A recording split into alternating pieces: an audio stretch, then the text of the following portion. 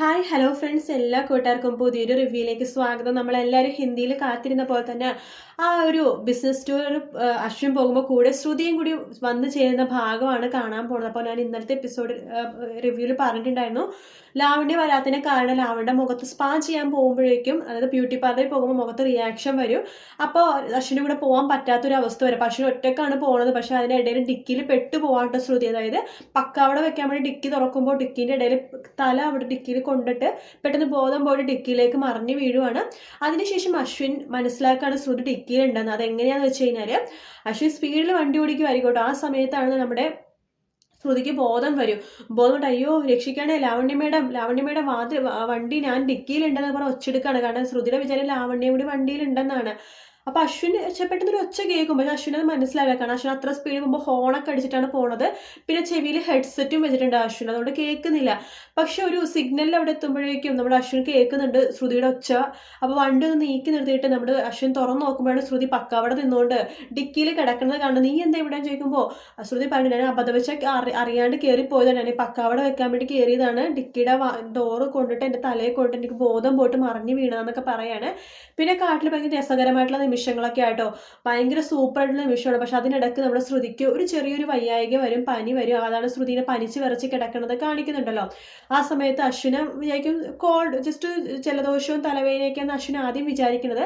അതിനുശേഷം അശ്വിൻ ശ്രുതിയുടെ അടുത്തേക്ക് പോയിട്ട് ജസ്റ്റ് ഒന്ന് ഇങ്ങനെ നോക്കുമ്പോഴാണ് ഭയങ്കര ചൂട് കേട്ടോ. അപ്പോഴേക്കും നമ്മുടെ ശ്രുതി ഇങ്ങനെ പിച്ചും വേഗം പറയണ്ട അശ്വിനെ വരാത്ത വിഷമവും കാര്യങ്ങളൊക്കെ ആവും. പക്ഷെ അവിടെ നിന്ന് വരുമ്പോൾ ഇവർ വഴക്ക് ഉണ്ടാക്കിയിട്ടാണ് വരുന്നത് കേട്ടോ.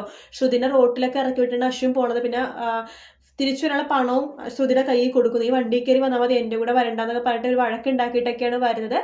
അതേസമയം ലാവണ്യനെ പിന്നെ വീട്ടിൽ ട്രെയിൻ ചെയ്യിപ്പിക്കാൻ വേണ്ടി പ്രീതി വരുന്നുണ്ട്. പ്രീതിനെ മാക്സിമം മനോരമ കഷ്ടപ്പെടുത്തുന്നു കേട്ടോ. കാരണം ആകാശിനെ കറക്കി എടുക്കാൻ വേണ്ടി വന്നതെന്നൊക്കെ പറഞ്ഞിട്ട് പ്രീതിനെ വല്ലാതെ മാനസികമായിട്ടും ശാരീരികമായിട്ടൊക്കെ തളർത്തുന്നുണ്ട് മനോരമ.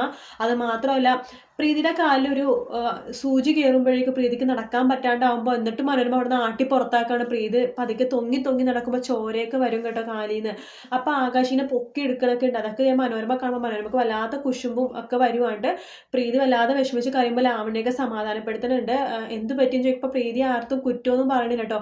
ഭയങ്കരമായിട്ട് പ്രീതിനെ വളരെയധികം മോശമായിട്ടുള്ള രീതിയിലാണ് മനോരമ സംസാരിക്കുകയൊക്കെ ചെയ്യണം കേട്ടോ. എൻ്റെ മോനെ കറക്കിയെടുക്കാൻ വേണ്ടി വന്നേക്കുവാ നീ എന്നൊക്കെ പറഞ്ഞിട്ട് ഇറങ്ങി എന്നൊക്കെ പറയും. ആ സമയം അങ്ങനെയൊക്കെ ഒരുപാട് ഇതൊക്കെ കാണിക്കുന്നുണ്ട്. അടുത്ത ആഴ്ച ഭയങ്കര സൂപ്പർ ഭാഗമാണ്. അതിന് പുറമെ വേറൊരു ട്രാജഡി ഉണ്ട്. ഈ ശ്യാമിനെ മനസ്സിലാവും കേട്ടോ, ഈ കള്ളത്തരങ്ങളൊക്കെ. ശ്യാമിന്റെ കള്ളത്തരങ്ങൾ ശ്രുതിയുടെ അച്ഛൻ അറിഞ്ഞു എന്ന്. എന്നിട്ട് ഈ ശ്യാം എന്താ ചോദിച്ചാൽ ശ്രുതിയുടെ അച്ഛനെ കിടത്തിയിടും. കാരണം ഹോസ്പിറ്റലിൽ ICUലേക്ക് ആവും കേട്ടോ. എന്നിട്ടും രക്ഷപ്പെടുമെന്ന് അറിയുമ്പോൾ ഈ ശ്യാം എന്താ വെച്ചാൽ ഹോസ്പിറ്റലിൽ വെച്ചിട്ടും എങ്ങനെയെങ്കിലൊക്കെ ഈ ജീവൻ ഇല്ലാതാക്കാൻ വേണ്ടിയിട്ടൊക്കെ ശ്രമിക്കും കേട്ടോ. എന്നിട്ട് ശ്രുതിയുടെ അച്ഛനെ തളർത്തി കിടത്തും.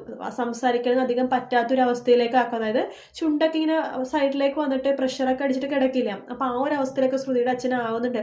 അടുത്ത ആഴ്ച നല്ല സീനുകളുണ്ട്, ട്രാജഡി ട്രാക്കും ഉണ്ട്. അപ്പോൾ അങ്ങനത്തെ ഭാഗങ്ങളൊക്കെയാണ് അടുത്ത ആഴ്ച ഫുള്ളായിട്ട് വരാൻ പോകുന്നത്.